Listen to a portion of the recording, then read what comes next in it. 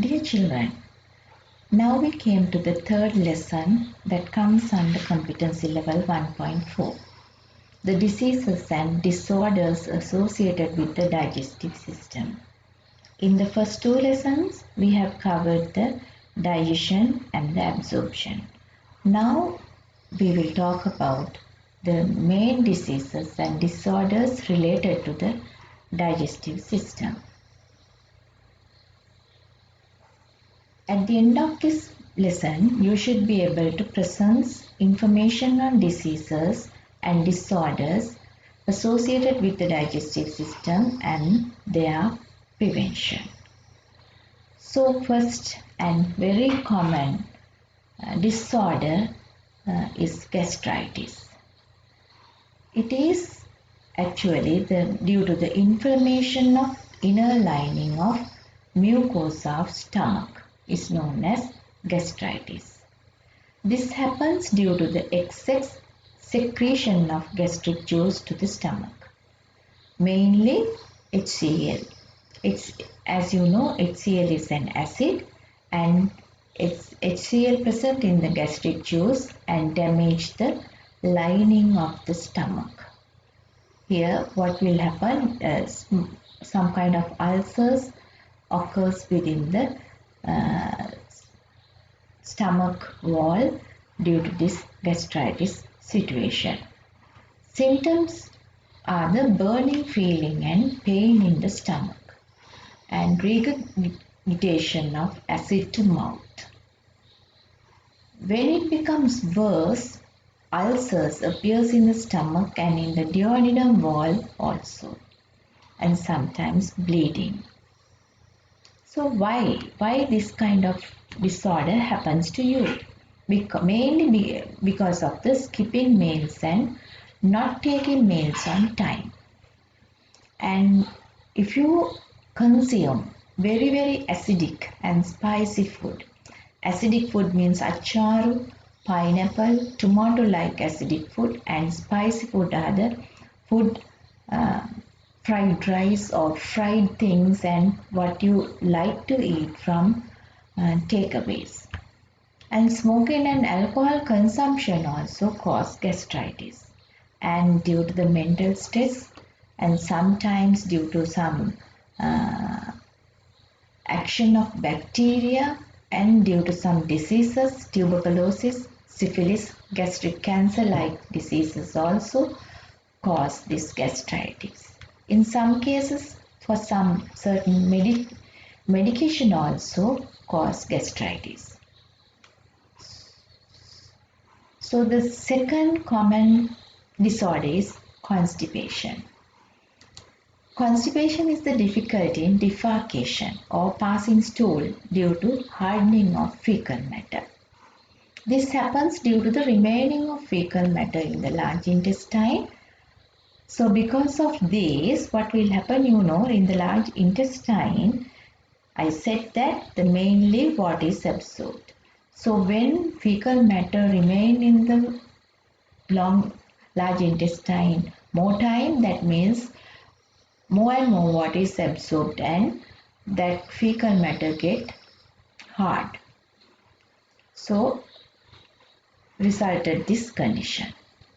So one major reason is not taking required amount of water and consumption of food with low dietary fiber.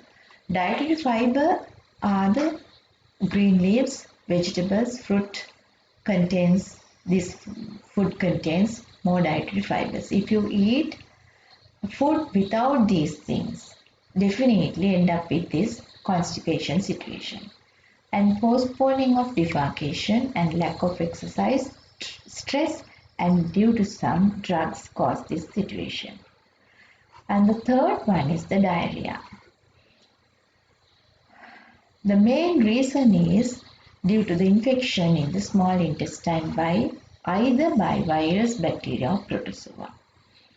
This disease is transmitted from one person to another due to the mixing of contaminating the food with fecal matter of the deceased person, that is happen through flies and intake of contaminated water or food.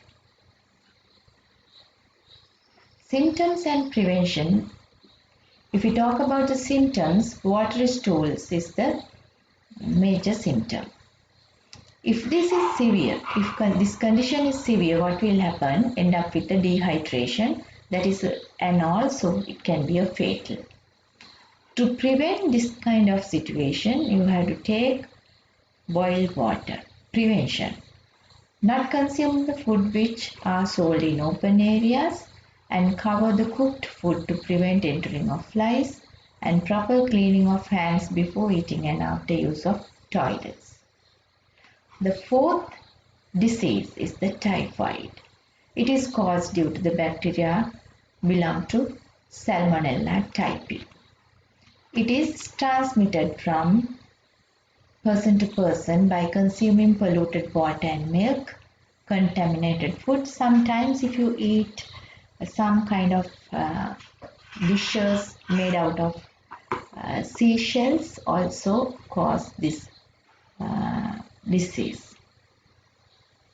Symptoms and prevention. Symptoms, initially you get headache and pains in joints and stomach pains and very mild fever for 4 to 5 days, and after that what will happen, this mild fever turns to high fever and diarrhea and bleeding when you pass stool. To prevent this, consume boiled water, not consuming food from open places, use of syll lavatories, and proper washing hands with soap after using toilets. Now we came to the end of the competency level 1.4. Just recall the things you have learned in lesson 1, lesson 2 and now lesson 3. See whether you can state what is digestion is, and see whether you can describe the process of digestion in mouth, esophagus, stomach, small intestine and their functions of large intestine and rectum, and see whether you can state the role of liver. Can you remember role of liver? Liver is the place where produce bile, and pancreas produce pancreatic juice, salivary glands produce saliva.